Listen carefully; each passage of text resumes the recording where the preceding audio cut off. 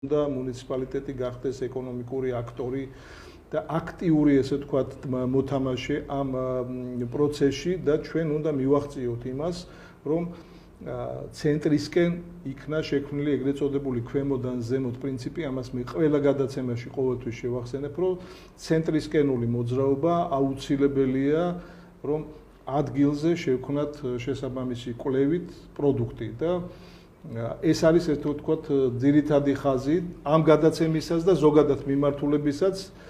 რაც დრო გავა იმედი მაქვს რომ მეც გაიგებს მოსახლეობა ბევრი ადამიანი შემოგვიერთდება და ეს პლატფორმა უნდა გაძლიერდეს დიდი მადლობა რამე ხო არ გინდოდათ ბოლოს კი მე მინდა ჩვენ თავრობას მიგმართო რომ თუ ჩვენ გვინდა ძლიერი საქართველო ვაშენოთ და მე ძალიან დიდი სურვილი მაქვს და როგორც ჩემი სამშობლოს პატრიოტი უნდა უთხრა თავრობას რომ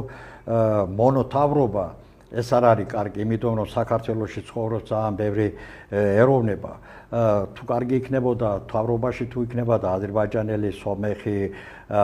ოსი ჩვენ მეგობრები რუსი რა ვიცი აფხაზი ყველანი ხო მაშინ უფრო ძლიერი ვიქნებოდით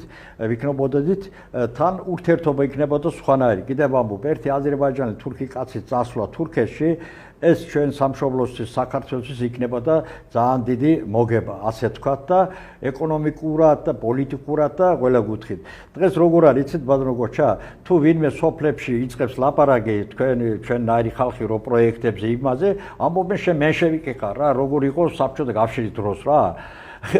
უცბად იწყებენ პოლიტიკური საკითხი ჩვენ სოფლებში 90 ასე თქვა 10%-ზე მეტი არის ასე აპოლიტიკური ხალხი არც ოპოზიციის წევრები არიან არც ოცნების წევრები არიან საქმეს უნდა ვინმე თუ იწყებს ხმამაღლა ლაპარაკი რო პრობლემებზე უცბად ამბობენ შენ თან ისი ვინ ამბობს კუშინ რო იყო ნაციონალების წევრი ხო დღეს რო არის ოცნების წევრი ისინი ამას აბრალებენ რომ შენ მენშევიკი ყარო რა რატო ბევრი ლაპარაკობო და მე იწყებენ იმას ზეწოლა ცელე პოლიციის მხრიდან და ასე მე მინდა კიდევ ამბო ტოლერანტული საქართველო იმიტომ რომ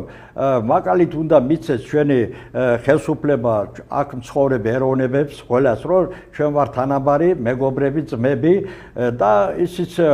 კიდევ ამბო როგორ თურქეთი ისე რუსეთი აზერბაიჯანი უყურებენ აქეთ საქართველოს იციან რომ ჩვენთან არის დემოკრატიული რესპუბლიკა მე მგონი ას უფრო მომგებიანი იქნება როგორ დავით აღმაშენებლის დრო იყო დავით აღმაშენებლის ნათესავები იყვნენ აზერბაიჯანი ღირსშესანიშნავები ისე ყველასთან იყო კარგი ურთიერთობაში შექმნა ძლიერი იმპერია საქართველოს ჩვენ გვჭირდება აი ესეთი საქართველო მინდა მე ძლიერი და განვითარებული საქართველო და ძლიერი სოფელი და თან როგორ თურქეთში ლაზების ქართველები ძალიან კარგად არიან და მაგრად არიან თურქეთში კი ბატონო დიდი მადლობა ყურადღებისთვის მომავალ შეხვედრაზე დიდი მადლობა